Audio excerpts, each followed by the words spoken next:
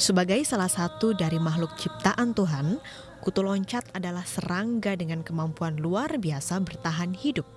Jelas lagi adalah kemampuannya untuk meloncat. Kutu loncat lebih buruk dari debt collector.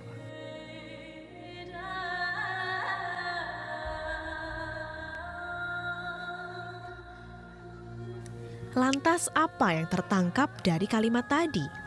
Masyarakat dengan mudah menangkap maksud, arti, dan nuansa politis di balik perbandingan antara seekor serangga dengan penagih utang. Tak pula butuh kecerdasan ekstra untuk paham bahwa kutu loncat di sini adalah predikat bagi politisi doyan loncat pagar beralih partai. Sebutan lugasnya lagi, petualang politik. Hari ini saya nyatakan bahwa ini baru halaman pertama. Ini baru halaman pertama. Kalimat ini sontak menjadi buah bibir dari seorang politisi. Meski interpretasi pemaknaan bisa bermacam-macam, toh tetap saja yang melekat di benak publik adalah nuansa politik dan hukum. Bahkan juga bukan lagi soal berapa sebenarnya jumlah halaman dan jilid buku yang harus dibaca publik.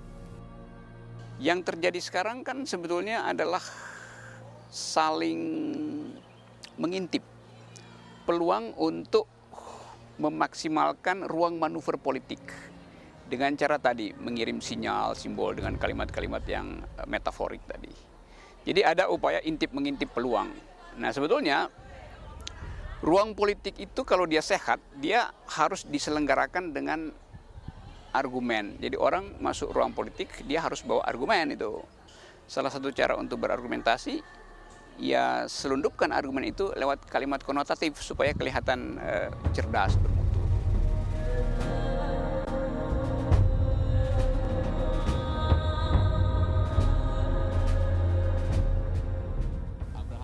Bahasa adalah keajaiban spiritual di atas semua budaya intelektual.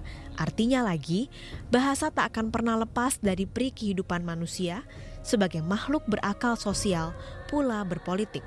Betapapun fobia jengah bahkan terasa muak bagi sebagian di antara kita akan kata politik itu tadi. Rasanya tak mungkin berbicara tanpa memilih posisi atau perasaan tertentu. Sebab berkomunikasi tanpa sikap berarti tak bicara sama sekali, baik lisan atau tertulis. Adalah penyampaian pikiran atau perasaan yang secara relatif konsisten dikemukakan terhadap masalah-masalah penting dalam kehidupan bersama. Itulah politik. Bahasa adalah sarana untuk menyampaikan pendapat atau menyampaikan gagasan. Bahasa juga bisa digunakan untuk menyampaikan simbol. Sama seperti politik di mana kebanyakan menggunakan bahasa simbol atau juga bahasa konotasi untuk menyamarkan maksud sehingga kelihatan menjadi abstrak. Namun sayangnya saat ini politisi tak banyak menggunakan bahasa yang apik sehingga makna yang sebenarnya malah menjadi samar atau bahkan hilang. Apa yang terjadi? Inilah risalah selengkapnya, pemberontakan bahasa.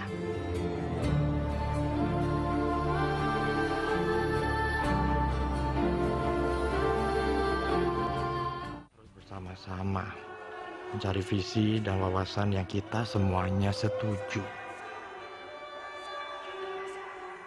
Ini bukan kompromis, tetapi kita sama-sama mencari satu hati yang kita setujui bersama. Kami, putra dan putri Indonesia, menjunjung bahasa persatuan, bahasa Indonesia. Satu nusa, satu bangsa, dan satu bahasa. Demikian petikan singkat dari Sumpah Pemuda yang diproklamirkan 1928. Mendiang Muhammad Husni Tamrin secara berani memulai penggunaan bahasa Melayu dalam sidang-sidang Dewan Rakyat Hindia Belanda. Meski nyaris semua wakil lainnya menggunakan bahasa Belanda. Inilah perlawanan terbuka M.H. Tamrin, baik sebagai politisi sekaligus pejuang kemerdekaan dari penjajah Belanda, yakni berbahasa Indonesia. Sementara Chairil Anwar melahirkan puisi Aku. Kata aku terasa asing bagi publik yang lebih kental dengan kata saya. Chairil sengaja seperti terasa menepuk dada sendiri dengan lantang menantang lawan bicara. Dan bangsa ini paham, kala itu penjajah Jepang begitu berkuasa dengan senjata di tangan. Chairil menggunakan bahasa sebagai alat perjuangan demi sebuah kemerdekaan, bukan sekedar apresiasi diri berkesenian. Berikutnya, mengapa Orde Baru lebih menyukai istilah Gestapo atau Gerakan September 30 ketimbang julukan Soekarno pada peristiwa yang sama, yaitu Gestok atau Gerakan 1 Oktober. Kata Gestapo memang menuding PKI berikut sebagai antek-anteknya, sekaligus mengingatkan pada kebiadaban Gestapo, satuan polisi rahasia Nazi di Jerman. Sebaliknya lagi, nada penghinaan politik terdapat pada kata manikebu, manifestasi kebudayaan yang dipakai pendukung lekra lembaga kebudayaan rakyat kepada sastrawan yang tidak rela menelan bulat-bulat paham realisme sosialis. Politik kita kaya dengan metafor. Saya beri contoh misalnya ya, supaya ada sense of history itu.